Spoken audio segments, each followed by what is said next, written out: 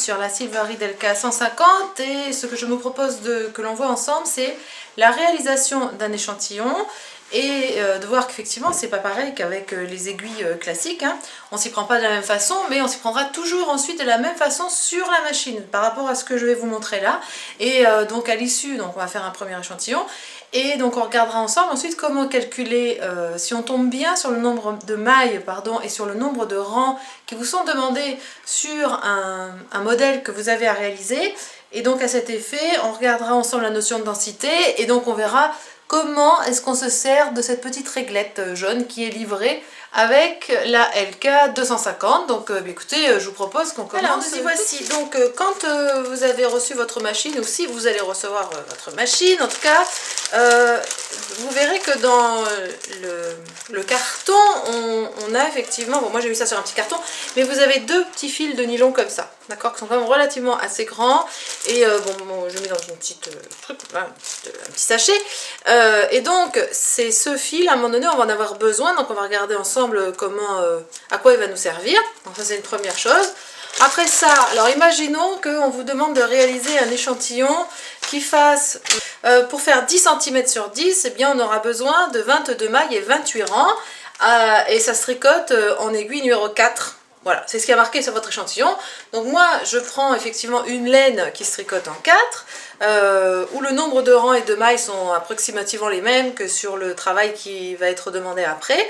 Et donc on va regarder ensemble, eh bien, avec cette pelote, avec ce fil de nylon, avec notre machine, comment est-ce qu'on s'y prend pour faire ce fameux échantillon. Alors on aura besoin aussi de deux petits bouts de laine d'une couleur différente. Donc là moi je vais prendre du blanc, comme ça vous allez bien voir, parce qu'à un moment donné il va falloir délimiter la zone qui va nous permettre d'utiliser la petite réglette jaune pour savoir combien nous avons de mailles qui permettront de réaliser effectivement le travail et qui nous indiqueront effectivement si on est bien dans les 10 cm, voilà. Parce que moi j'ai eu un peu de difficulté au départ à comprendre l'utilisation de cette réglette jaune, hein, parce que c'est pas des centimètres. Alors moi je prenais le mètre, je mesurais, je comprenais rien en fait. Et puis voilà, et l'ampoule s'est allumée, j'ai fini par comprendre, donc c'est pour ça que je vous en parle. Donc écoutez, on y va, on va monter l'échantillon. On va prendre donc la laine, hein, qu'on a bien passée au bobinoir, d'une part, et de l'autre côté le fil de nylon. Donc il y en a deux, donc il y en a un deuxième en attente ici, qu'on va utiliser tout à l'heure. Hop là. On a évidemment on a nos barres, hein, pour la stabilité. Voilà. Et donc on y va. Alors la procédure, en fait, si vous avez le mode d'emploi en français, se trouve à la page 28 et à la page 29. Hein, donc en fait là je vais faire ce qui est marqué, comme ça si vous avez la machine, ben, en fait voilà, vous aurez et les indications là, qui sont là, et également les indications en vidéo, ce qui peut quand même être pas mal. Donc j'ai préparé mes deux petits bouts de laine blanc, donc on va voir tout à l'heure, hein, voilà, qui vont être utiles.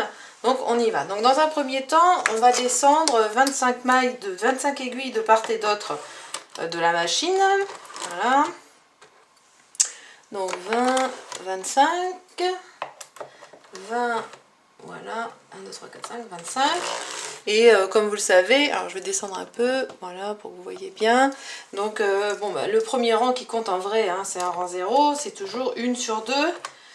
Voilà, donc on repose ça 1 sur 2 pour pouvoir passer la barre sur le fil plus facilement, en tout cas sur la laine. Donc vous vérifiez bien que vous êtes au niveau du chariot, hop. Je vais essayer d'avancer un peu, voilà. Qu'au niveau des chariots, vous êtes bien sur le triangle et sur le chiffre 2.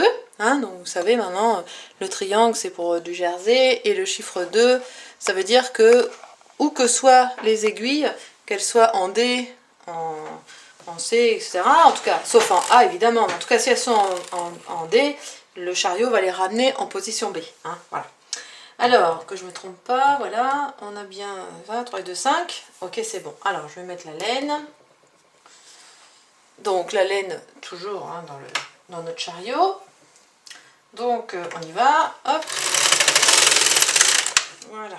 Alors, bon, voilà, le premier rang, le rang 0, c'est fait. Donc, maintenant, on va mettre notre barre. Et moi, ce que je vous conseille, parce que moi, ça m'arrive de temps en temps, bien évidemment, c'est qu'une fois que vous avez installé la barre qui tient la laine, eh bien les griffoirs là que vous avez, hein, ça là, voilà. Vous les placez sur, en tout cas un griffoir, vous le placez, je sais pas si vous voyez, voilà, vous le placez sur la barre pour qu'il y ait une réelle tension vers le bas. Hein, puis après, vous reprendrez vos griffoirs pour mettre sur à chaque extrémité de votre ouvrage. Alors, on remet le compteur, alors on abaisse, pardon, les autres aiguilles qu'on avait mis en attente en A. Voilà, on a bien toutes nos aiguilles en tout et pour tout 50 en position B. On met le compteur à 0. Voilà.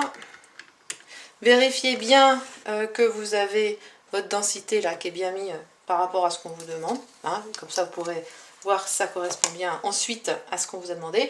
Et à chaque fois que vous déplacez votre chariot sur le côté comme ça, un peu éloigné de votre ouvrage, remettez de telle façon à ce que ça soit, voilà, que votre laine soit bien à la verticale ici. Parce que sinon, eh bien, de temps en temps, ça peut faire des petites boucles au démarrage. Alors après, c'est un peu embêtant parce qu'il faut tout bien tirer jusqu'à l'autre côté. Donc bon, pour éviter ça, voilà. Donc, vérifiez bien que votre chariot, hein, on est bien avec la notion du triangle et du chiffre 2. Hein, donc voilà, comme ça, il va tricoter toutes les mailles qui sont présentes là en B.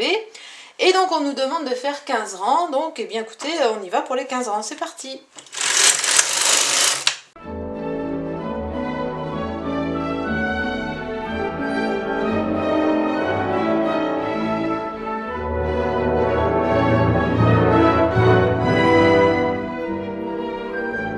Alors, une fois qu'on a fait donc, nos 15 rangs, donc on va mettre de côté cette laine-là. Hein, donc on l'attrape, voilà, et on va l'accrocher. Alors, je vais essayer de faire en sorte que vous puissiez voir.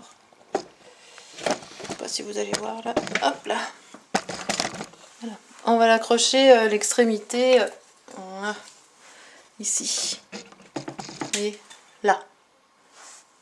Oui, je pense que vous avez vu. Ok. Alors, après ça, on va attraper notre fil de nylon, le fil violet, là. Voilà. Et puis, eh bien, écoutez, on va le mettre dans le chariot. Et là, ils nous disent, voilà, changer le fil de nylon de montage, c'est fait par le fil...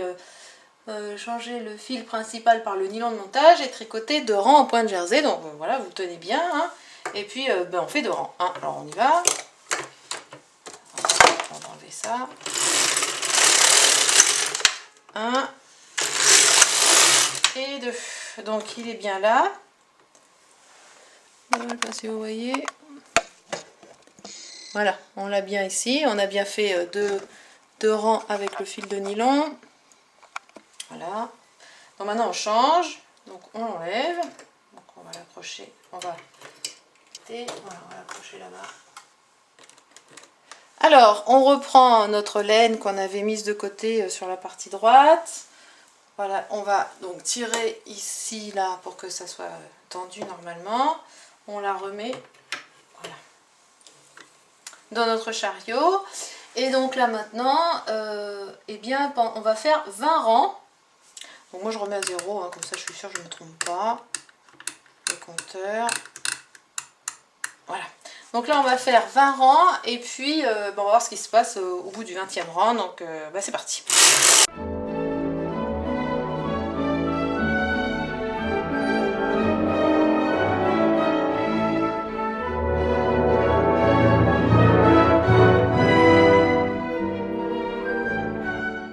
Voilà, donc on a fait 20 rangs. Donc là maintenant ce qu'ils vont demander, c'est qu'on utilise des points de repère, donc 2 petits bouts de laine d'une couleur différente pour bien les repérer.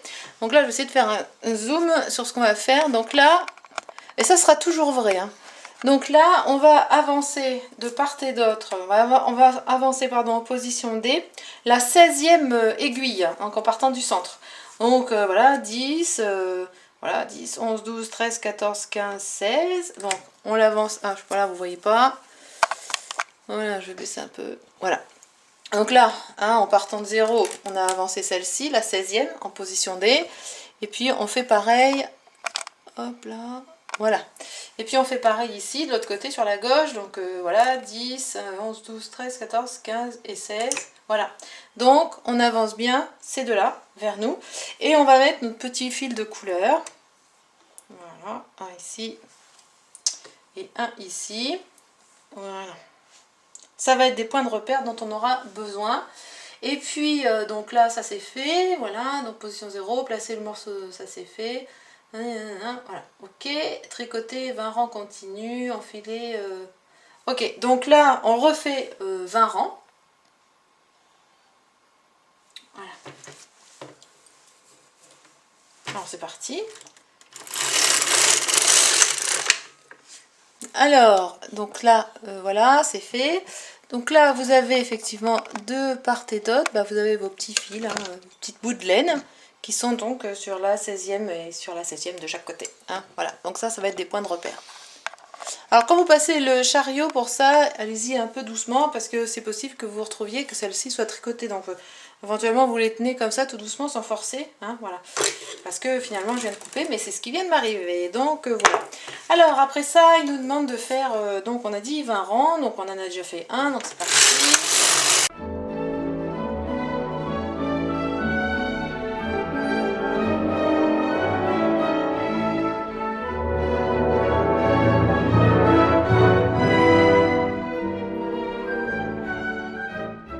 Voilà. Alors là, il va falloir qu'on change le fil de nylon, donc on prenne l'autre. Donc on y va. Donc moi je vais enlever celui de tout à l'heure.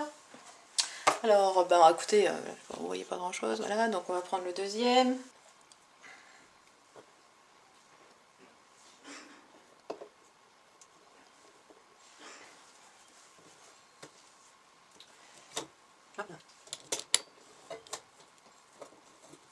Alors on enlève la laine actuelle. On la positionne comme tout à l'heure sur le côté droit. Voilà. On prend donc notre deuxième fil de nylon. Et pareil, on va faire 2 rangs. Hein. Donc on y va. 1 et 2. Voilà, donc là on enlève le fil de nylon. On le place pareil sur le côté gauche, hein, sur le petit truc pour mettre en attente. Voilà. On reprend notre laine principale. Voilà. On la remet dans le chariot. On tire pour que la tension soit bonne. Voilà. Et c'est reparti pour 15 rangs. Donc je remets à 0. Voilà. Et c'est parti pour 15 rangs.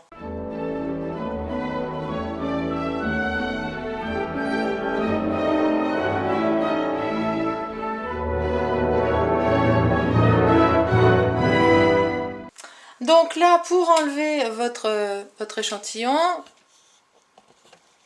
voilà, donc il est là. Donc pour l'enlever, ce que vous faites, vous enlevez la laine là. Ce qui est conseillé effectivement, c'est d'enlever la barre, le poids, les griffoirs si vous en avez mis, etc. Qu'il n'y ait pas de tension hein, à ce moment-là par contre. Voilà. Et puis là, on passe le chariot tout doucement, qu'on tient. Et ça enlève notre ouvrage, voilà. Donc si ça coince un peu dans les pluches, pas grave, hein, vous enlevez le chariot, vous le remettez. Donc on voit bien, donc on a notre échantillon, donc on a effectivement le fil de nylon, nos 2 petits bouts de laine blanche hein, qui vont nous servir de point de référence pour faire notre calcul en utilisant la réglette, hein, donc c'est les petits fils qui sont derrière. Voilà. Donc ce qui est conseillé, moi j'ai vu ça sur des modèles de bergères de France par exemple, donc ce qu'ils disent c'est de laisser poser la laine 30 minutes avant de prendre les mesures. Hein.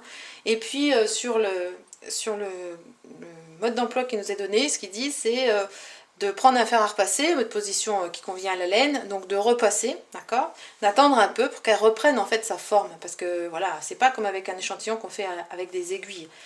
La laine elle a été tirée hein, parce que c'était vers le bas tout ça voilà donc il faut qu'elle reprenne sa position normale je dirais tranquille là voilà et après ça seulement on va utiliser notre petite réglette spéciale.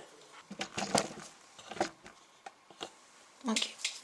Alors voilà donc on va dire que ça a reposé en 30 minutes hein, c'est pour vous faire gagner du temps. Donc là, l'idée, c'est de mesurer pour savoir si ça correspond bien à ce qui avait été marqué pour notre échantillon pour l'obtention de 10 cm par 10. Donc moi, mon premier réflexe, puisqu'on me parlait effectivement, j'avais lu hein, pour les 2 points de repère blancs, donc moi mon premier réflexe ça a été quoi? Ça a été de prendre le mètre, voilà, et de mesurer entre les deux, hein, voilà. Alors je faisais ça, comme ça, et puis je dis non mais là ça va pas du tout, parce que j'arrive à 15, 16, 17 cm, donc je comprenais pas grand chose. Et puis surtout, quand j'ai vu cette réglette, je comprenais pas, parce que je disais, ben alors attends, de là à là, ça fait 22 cm, donc si je place sur l'échantillon, les 10 cm sont ici, comment je vais m'en sortir, etc. Donc alors après, il m'est venu une idée de compter, de placer mon mètre, ça j'ai fait ça moi, hein.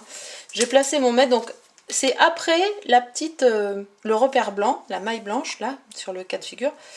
Et alors donc ce que je faisais, dans un premier temps en tout cas, c'est que j'ai placé mes doigts comme ça et j'ai compté le nombre de mailles. Donc j'ai fait 1, 2, 3, 4, 5, 6, 7, 8, 9, 10, 11, 12, 13, 14, 15, 16, 17, 18, 19, 20, bon à peu près. Bon là elle a pas reposé la laine, non, je pense qu'on y arrivera au 22. Et puis ensuite j'ai dit mais c'est quoi la relation? Donc en fait eux ce qu'ils disent, donc S, vous avez deux côtés. Il y a le côté S. En fait, en anglais, c'est stitch. Et stitch, en anglais, c'est maille en français. Donc, il y a le S de ce côté-là. Et puis, il y a le R. Donc, c'est plus facile pour se rappeler que c'est les rangs. Parce qu'en français, ça commence par la lettre R. Mais en anglais, c'est row, R-O-W. Et ça veut dire la même chose. Donc, le R pour calculer le nombre de rangs, donc ça sera à la verticale. Et le S pour calculer le nombre de mailles. Donc, ça, ce sera à l'horizontale. Donc, après, j'ai posé comme ça, là. Donc, je vais mettre comme ça. Voilà. Hop. Et donc, on place la petite réglette donc après le repère blanc, d'accord, donc entre les deux repères blancs. Et là il me dit que j'ai 19 mailles. Bon, je viens de calculer tout à l'heure en comptant à la main comme ça 20, donc je dois être à peu près 19-20, donc on voit bien ici que ce qu'il dit c'est que j'ai 19 mailles qui correspondent finalement, une fois que notre échantillon il aurait été fait aux aiguilles, correspond bien à 10 cm, même si visuellement ça ne correspond pas à 10 cm, mais comme la laine elle travaille, et eh bien ça nous donne l'information de combien est-ce qu'on a de mailles ici, qui correspondent au final à 10 cm qu'on aurait fait à la main, voyez.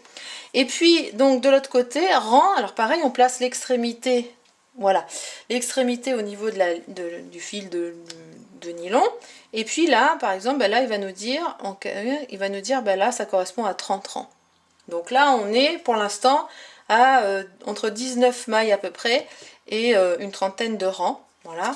Et donc sur l'échantillon, ce qu'il fallait qu'on fasse, c'était 22 mailles pour 28 rangs. Donc en laissant la laine, parce que moi ça je l'ai testé, en laissant la laine, on va récupérer un petit peu de mailles, on va dire, en termes de largeur. Et puis on va récupérer un nombre de rangs aussi. Donc là c'est sûr que si on plaçait simplement le mètre, on se dirait ben ça colle pas entre les deux, là il y a 14 cm. Mais non, non, c'est pas ça. C'est vraiment avec ça où on le pose, une fois que vous avez attendu, comme j'ai dit. Là il nous dit on a 30 rangs, et là il nous dit on a 19 mailles à peu près. Donc ce que ça veut dire, c'est que finalement l'échantillon on le fera toujours de la même façon, en fonction de la laine, la densité que vous aurez mis sur votre chariot. Alors donc évidemment, plus vous allez jouer avec la densité du bouton ici, donc si vous mettez par exemple sur R qui est inférieur à 1, vous allez avoir une maille très serrée, donc automatiquement ça nous donnera plus de mailles, d'accord, et plus de rangs pour obtenir au final 10 cm sur 10. Donc il vous faudra régler à l'issue d'avoir mesuré votre échantillon, il vous faudra régler la densité, en refaire. Moi je sais que j'en ai fait l'échantillon, j'en avais fait un, je l'ai fait 3 fois. J'avais commencé sur 4, puis ça allait pas, donc je suis descendue à 3, bon, en fonction de ce qu'on me demandait. Et au final j'étais vers 2,5 quoi. Donc après c'est à vous de faire l'échantillon, de régler la densité au fur et à mesure. Je dirais que même si vous le faites 2 fois, 3 fois, c'est pas bien grave, parce que je veux dire, ça prend quand même moins de temps de faire un pull à la machine. Donc le temps, je dirais, perdu entre guillemets à faire l'échantillon, c'est du temps gagné ensuite pour être sûr que vous avez les bonnes dimensions avec le bon nombre de mailles et le bon nombre de rangs. Donc voilà. Voilà, Donc j'espère que vous avez compris ce que j'ai essayé de vous expliquer, ce qui m'a pris un petit peu de temps à comprendre. Très important d'avoir la réglette, ça évite de compter à la main. Très important de prendre les informations rang et maille après avoir laissé poser la laine, de régler la densité si vous sentez que bon bah voilà, c'est soit il y a trop de mailles ou soit il n'y en a pas assez. Donc je dirais que c'est un peu comme avec les aiguilles, si on travaille très serré, bah, on va adapter les aiguilles, la taille des aiguilles à notre façon aussi de travailler. Là on est obligé d'adapter, je dirais, à d'une part la laine, de la machine et avec le bouton de densité. Donc voilà, c'est une autre façon de travailler, mais bon, ça fonctionne aussi. Donc voilà, bah écoutez, je vous laisse là-dessus, prenez bien soin de vous et à très bientôt pour une autre vidéo.